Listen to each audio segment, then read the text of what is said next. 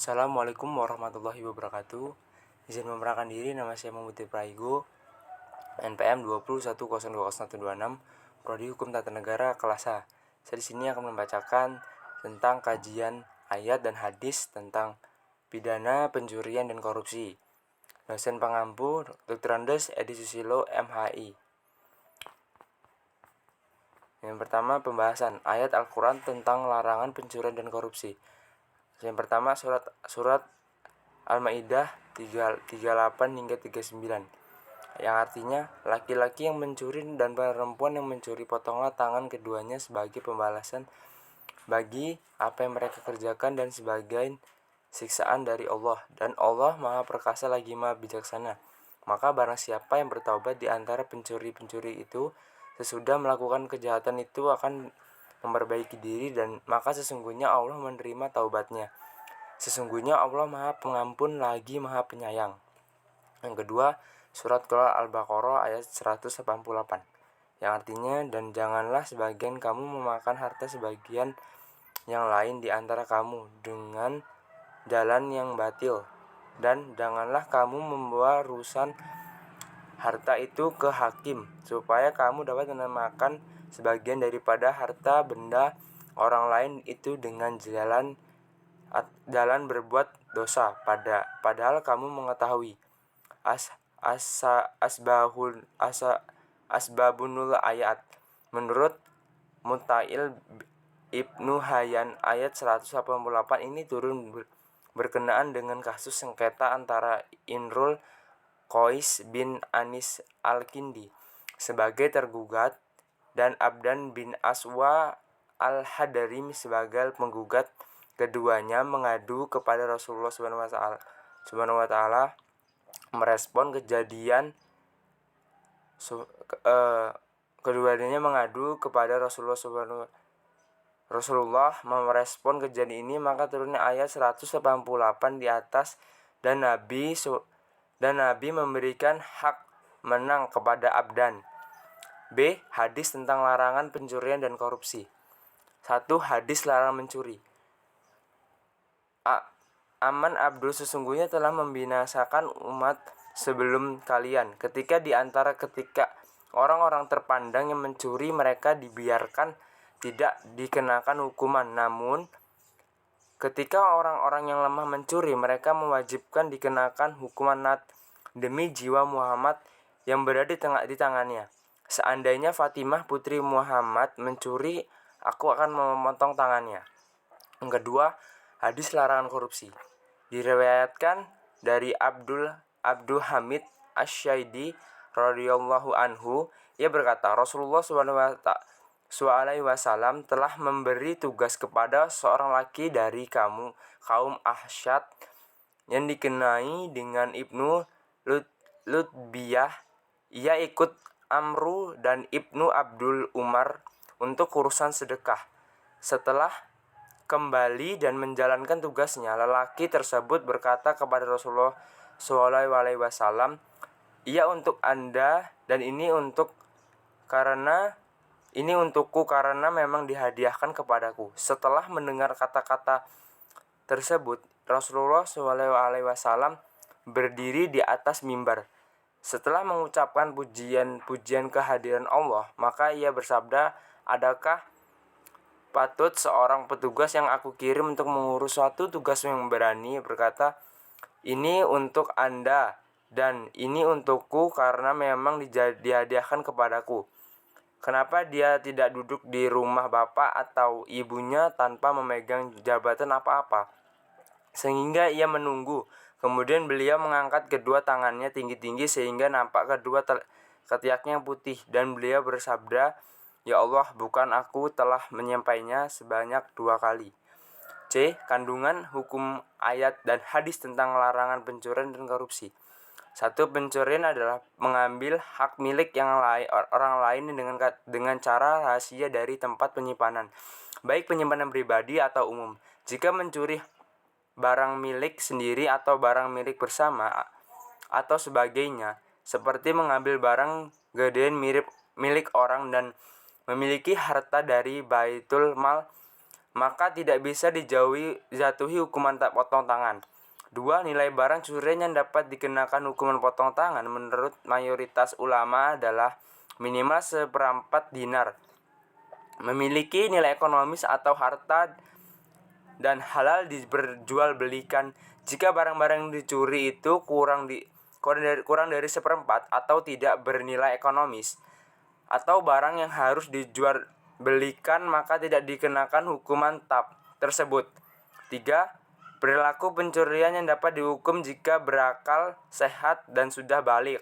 4. Pencurian yang dapat dihukum harus ada bukti 2 orang saksi yang betul-betul menyaksikan dengan jelas dan berdasarkan pengakuan dari pelaku. 5. Hukuman pencurian menjadi gugur dengan adanya pengampunan atau maaf dari pihak korban pencurian atau pencurinya tobat sebelum dilaporkan kepada aparat. 6. Hukuman potong tangan dalam ayat tersebut hanya boleh diterapkan jika kasusnya benar-benar memenuhi syarat formil dan material. Syarat mencuri, barang yang dicuri, tempat pencurian dan keadaannya. Dan tidak boleh diterapkan sembarangan atau hanya berdasarkan dugaan atau keraguan-raguan atau syubhat. 7. Haram dimakan harta atau penghasilan yang diperoleh dengan cara batil atau tidak halal seperti hasil pencurian, sogokan, atau perampokan. Berikut ini kasus-kasus tentang pidana dan korupsi. Yang pertama, 21 kali melakukan aksi pencurian di 3 daerah. Pemuda berinisial WA, 18 tahun, dalam Pramuka Rajabasa Bandar Lampung, unit Reserkrim Polsek Sukarami, Kapolsek Kompol Warsito mengatakan WA diamankan atas tindak pidana pencurian dengan memberatkan curat hingga pencurian kendaraan bermotor atau curanmor di 3 wilayah yakni Bandar Lampung, Kabupaten Pringsewu, dan Kabupaten Lampung Selatan. Tersangka kita amankan pada Sabtu 25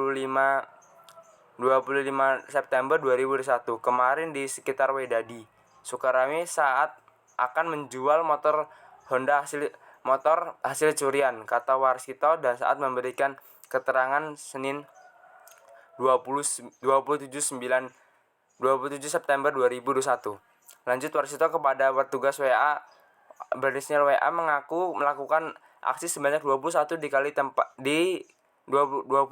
kali di tempat yang berbeda dengan barang-barang curian berupa smartphone dan sepeda motor dan berbagai merek. Kebanyakan barang-barang yang diambil oleh tersangka ini merupakan milik rekannya, dan beberapa hasil curiannya itu dia jual melalui media sosial atau Facebook, jelasnya. Berdasarkan keterangan dari korban dan catatannya kepolisian, tersangka merupakan seorang residivis dengan tindak pidana yang sama. Pertama tahun 2014, yang kedua 2017. Tambah Warsito, pelaku mencuri sepeda motor dengan merusak kunci pada saat korban lengah dan cukup berani melakukan aksi pencurian di area permukaan yang padat penduduk. Dari tersangka, pihak berhasil mengamankan barang bukti berupa 1 unit sepeda motor dan 1 buah sweater serta sepasang sendal berwarna hitam. Atas perbuatannya, tersangka dipersangka dengan pasal 362 KUHP pidana tentang pencurian dan pemberatan hingga ancaman maksimal 7 tahun penjara. Kedua, terbukti korupsi EKTP Setia Novanto divonis 15 tahun penjara. Jakarta, mantan Ketua DPR Setia Novanto terbukti menginvestasi proses pengamanan serta pengadaan barang dan jasa oleh proyek EKTP. Novanto divonis hukuman pidana selama 15 tahun, denda 500 juta subscribe 3 bulan kurungan. Hakim meyakini Novanto melanggar pasal 3 Undang-Undang 31 tahun 1999 sebagaimana diubah dengan Undang-Undang Nomor 20 tahun 2001 tentang pemberantasan tindak pidana korupsi, Junco pasal 55 ayat 1 ke 1 KUHP. Novanto dihukum pidana penjara selama 15 tahun, menjatuhkan pidana terhadap terdakwa Setia Novanto berupa pidana penjara 15 tahun dan denda sejumlah 500 juta dengan ketentuan apabila denda tersebut tidak dibayar dengan diganti pidana kurungan selama 3 bulan. Setia Novanto menurut hakim menyalahgunakan jabatan dan kedudukan sebagai anggota DPR. Ketua fraksi Golkar tersebut melakukan pembicaraan dan pembahasan tersebut penyalahgunaan EKTP. Novanto memperkenalkan pengusaha Andi Agustian alias Andi Nangronggong dengan pihak-pihak tertentu di DPR untuk mempermudah proses agenda EKTP dari jasa pengurus pembahasan anggaran. Novanto memiliki duit 7,3 juta US dollar. Duit ini terdiri dari 3,5 juta US dollar yang diberikan melalui Irvanto Handra Pambudi Cahyo yang serta di jumlah 1,8 juta US dollar dan 2 juta US dollar yang diberikan melalui perusahaan Made Okta Masagung. Menurut hakim, ia memberatkan hukuman Setia Novanto melakukan tindakan yang bertentangan dengan program pemerintah, yakni memberantas korupsi. Hakim juga menyatakan korupsi adalah tindakan kejahatan luar biasa. Hal yang meringankan menurut hakim, Setia berlaku sopan selama persidangan. Selain itu, Setia belum pernah mendapat hukuman. Hakim juga mempertimbangkan tentang uang pengganti serta pencabutan hak politik Novanto. Menurut hakim, Novanto merupakan pejabat yang tidak seharusnya melakukan korupsi tersebut. Menimbang bahwa di uraian di atas semestinya pejabat lembaga tinggi memberikan contoh yang teladan dan menimbang bahwa untuk itu majelis hukum berpendapat terdakwa Setia Novanto harus dicabut hak politiknya, ujar hakim. Analisis terhadap kasus. Suatu perbuatan pencurian harus dikatakan apabila pada rumusan pasal 362 KUHP berbunyi barang siapa yang mengambil barang sesuatu yang diseluruhnya atau sebagian kepunyaannya orang lain dengan memaksud untuk memiliki atau melawan hukum diancam karena pencurian dengan pidana penjara yang paling lama 5 tahun atau pidana denda yang paling banyak 9 juta rupiah. Dalam ajaran Islam, hukuman untuk pidana pencurian adalah potong tangan sebab Islam menganggap harta adalah salah satu yang harus dijaga. Karena itu harus ada hukuman yang setimpal yang berdasarkan yang untuk masalah pencurian. Ulama telah bersepakat bahwa sanksi pencurian adalah potong tangan. Hal ini berdasarkan Quran Surat Al-Maidah ayat 58 dan Quran Surat Al-Maidah ayat 38 itu menjelaskan tentang menjelaskan laki-laki yang mencuri dan perempuan yang mencuri, potonglah tangan kedua tangannya sebab pembalasan bagi apa yang telah mereka kerjakan. Hal ini berdasarkan hadis Rasulullah riwayat Imam Muslim dari radhiyallahu anhu.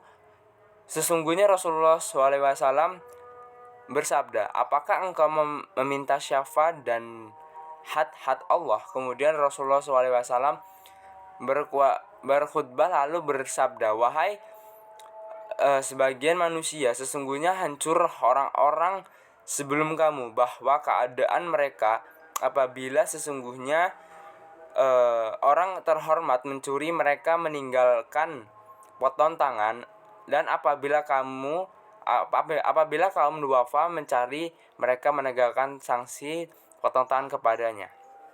Kedua, kasus korupsi. Kasus korupsi merupakan penyakit masyarakat dan menjadi benalu sosial yang merusak sendi-sendi kehidupan suatu bangsa apabila dilakukan secara terus-menerus dan skala besar. Korupsi yang terjadi pada intinya dapat dikelompokkan ada dua sudut pandang. Pandangan pertama menyatakan bahwa korupsi berasal dari individu sendiri, atau yang pandangan kedua, beberapa ilmuwan mendefinisikan korupsi sebagai sebuah praktik sosial dalam sebuah sistem di dalam Undang-Undang Korupsi tahun 1999 telah mengatur tentang pemberantasan pidana seperti pidana mati, pengatur tentang ancaman pidana hukuman minimum khusus, mengatur ancaman denda-denda yang lebih tinggi. Dan di sini lain diperluas perbuatan-perbuatan yang termasuk tindakan pidana korupsi. Islam memandang korupsi ada sebagai perbuatan keji. Perbuatan korupsi dalam konteks agama Islam sama dengan fasad, yakni perbuatan yang merusak tatanan kehidupan yang pelakunya dikategorikan melakukan jihayat al-qurba atau dosa besar. Korupsi dalam Islam perbuatan melanggar syariat dan janganlah sebagai kamu memakan harta sebagian yang lain di antara kamu supaya kamu dapat memakan sebagian dari harta yang lain dengan jalan dosa. Padahal kamu telah mengetahui. Quran Surat Al-Baqarah 188. Ayat ini menerangkan tentang larangan mengambil harta orang lain secara batil dari dua pihak merasa terpaksa dalam bentuk cara apapun. Suap adalah salah satunya karena suap dapat menyebabkan dipermainkan suatu hukum. Larangan ini di atas berarti haram, maka suap itu haram. Juga terdapat hadis Nabi yang berkenaan dengan larangan suap menyuap, yaitu hadis Abu Hurairah anhu, bahwa Rasulullah bersabda, Rasulullah SAW melaknat orang yang menyuap dan orang yang saling suap. Bab 2 penutup. Kesimpulan dari paparan di atas, berdasarkan ayat-ayat dan hadis yang disimpulkan perbuatan pidana dan perbuatan korupsi adalah perbuatan yang keji. Dalam Al-Quran telah dijelaskan hukuman larangan tentang pencurian yang telah dijelaskan di Quran Surat Al-Maidah ayat 38.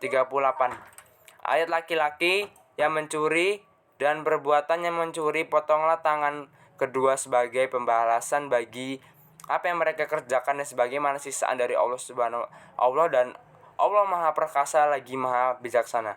Perbuatan korupsi dalam konteks agama Islam sama dengan fasad, yakni perbuatan yang merusak tatanan kehidupan yang pelakunya dikategorikan melakukan jinayah al-kubra atau berdosa besar.